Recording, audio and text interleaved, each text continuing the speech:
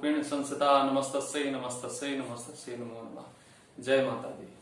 दर्शकों, आज के इस वीडियो में मैं आपको दो गंभीर विषयों के समाधान बताऊंगा, जिसमें से सबसे पहला गंभीर विषय ये है कि आज के समय में जो भी वर कन्या है और जिनके विवाह संबंधित अड़चने आ रही हैं उन्हें कैसे दूर किया जाए, और दूसरा विषय ये है कि हमारे जीवन में जो छाए हुए संकट के बादल हैं उन्हें कैसे दूर कर सकते हैं और माँ का आशीर्वाद कैसे प्राप्त कर सकते हैं। तो ये दो गंभीर विषय हैं। जैसा कि आप सभी लोग जानते हैं कि 23 अक्टूबर को नवरात्रि की महाअष्टमी तिथि आ रही है। अब थोड़ी सी चर्चा ये कर लें कि ये महाअष्टमी क्यों खास है, ये तिथि इतनी क्यों खास है।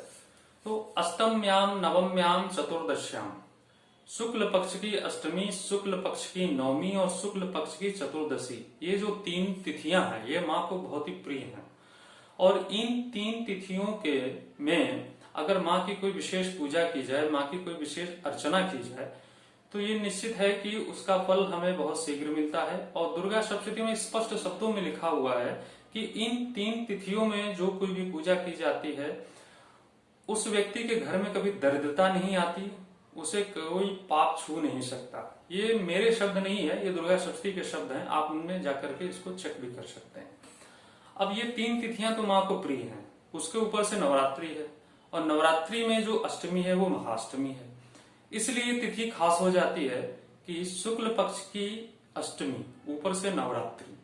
तो इस अष्टमी को अगर कुछ कार्य किया जाए तो उसकी शीघ्रता, उस कार्य की सफलता की शीघ्रता काफी जल्दी प्राप्त होती है। नवरात्रि में 8वां स्वरूप जो है माँ का वो महागौरी का है।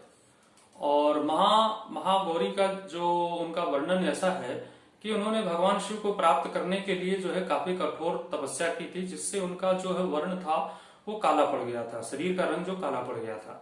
फिर भगवान शिव की कृपा से, उनके आशीर्वाद से उनका जो वर्ण था वापस से सफेद हो गया, मतलब गौर वर्ण हो गया। और माँ महागौरी की पूजा जो है माता सीता ने भी की थी भगवान श्री राम को प्राप्त करने के लिए।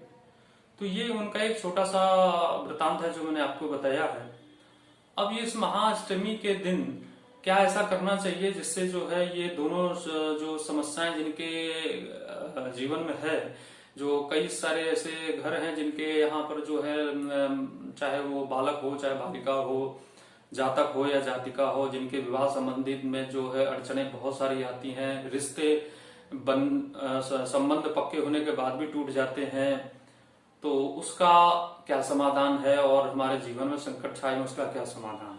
तो देखिए दर्शकों, जो है महाअष्टमी के दिन यानी 23 अक्टूबर को रात्रि में आपके घर में जो भी माँ का चित्र लगा हुआ है, जो भी फोटो है, उस फोटो के पास में थोड़ी सी मेहनत जरूर करनी पड़ेगी। मेरे जितने भी उपाय होते हैं वो थोड़े मेहनत वाले होते हैं, लेकिन वो कारगर होते हैं, ये तय बात है।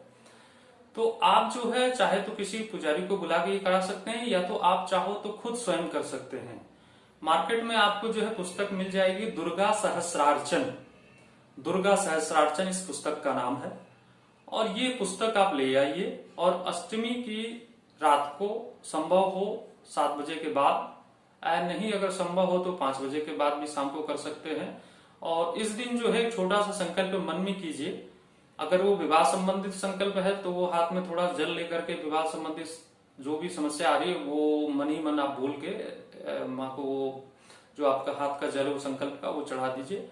और या फिर अगर जीवन में कोई विशेष कष्ट है, जो संकटों से जो बादल छाए हुए उनसे मुक्ति प्राप्त करना चाहते हैं, तो वैसा संकल्प बोल करके उनको संकल्प चढ़ा दीजिए।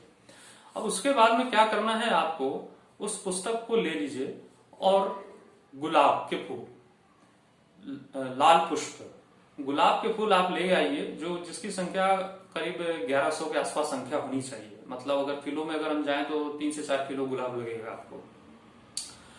और आप हर नमः पे माता के आगे नमः बोल करके एक एक पुष्प चढ़ाते जाइए, लाल पुष्प गुलाब का। और 1008 इसको सहस्रार्चन बोलते हैं। जैसे आप रुद्राभिषेक में भगवान शंकर जी का सहस्रार्चन करते हैं, वैसे भगवान विष्णु का भी सहस्रार्चन होता है, विष्णु सहस्रार्चन। वैसे ही दुर्गा माँ का सहस्रार्चन होता है, दुर्गा सहस्रार्चन। तो 1008 नामों से माँ को आप पुष्प अर्पित कीजिए। और 1008 नाम जब आपके पूरे हो जाएं तो फिर उसके बाद में जो 11 पुष्प अलग से, जो मान लीजिए वो गिनती में आपके छोटे बड़े हों, तो वो 11 पुष्प चढ़ा दीजिए। माँ को भोग प्रसाद लगाइए और फिर माँ की आरती कीजिए। इतना सही उपाय है। थोड़ा मेहनत वाला जरूर है, आपको समय इसमें 1 घंटा लग सकता है। आप बाजार से पुस्तक ले आइए, दुर्गा सहस्त्रार्चन, और लाल पुष्प ले आइए, और जो भी आपके मन में कामना है, चाहे वो विवाह संबंधित समस्या हो, चाहे जीवन में छाए हुए संकट के बादल हो, वो ऐसा संकल्प बोल करके माँ को छोड़ दीजिए और 1008 जो है पुष्प उनको चढ़ाइए और माँ का दुर्गा का सहस्त्रार्चन कीजिए, फिर आरती कीजिए। निश्चित है आपकी जो विवाह संबंधित जो समस्या है वो भी शीघ्र समाप्त होगी, क्योंकि ये जो है राम बाण है, एक ब्रह्मास्त्र का प्रयोग मैंने आपको बताया है। और जीवन में छाए हुए संकट के जो बादल हैं वो भी आपके समाप्त होंगे, क्योंकि आप जब 1008 बार आप पुष्प चढ़ाएंगे तो सिर्फ आप पुष्प ही नहीं चढ़ाएंगे, साथ में अंतिम जो लाइन होती है नमः भी बोलते हैं, तो 1008 बार आप माँ को नमस्कार भी करेंगे और पुष्प भी चढ़ाएंगे। और ये इसकी जो है, मैं ये ज्यादा तो नहीं बोल सकता कि 10 दिन 15 दिन में ये जो भी हो, लेकिन इतना तय मान के चलिए कि ये दोनों समस्याएं जो आपके जीवन से चली जाएंगी। इनको आप श्रद्धा पूर्वक कीजिए और माँ का आशीर्वाद दीजिए। जय माता दी।